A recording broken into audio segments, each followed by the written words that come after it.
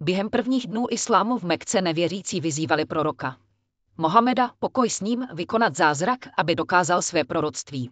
V reakci na jejich výzvu prorok prosil Aláha jednu noc.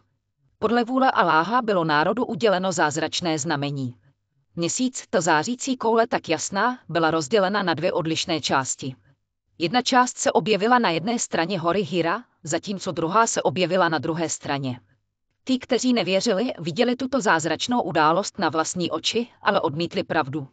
Tato událost je zmíněna v Koránu v súře Al-Kamar. Přiblížila se hodina a měsíc se rozdělil na dvě části.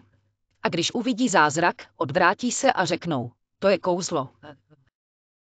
Pro věřící bylo rozštěpení měsíce velkým zázrakem, připomínkou Boží moci a milosti. Zůstává svědectvím o velké moci Boha a jeho poslance až do dnešního dne. A důležitost víry.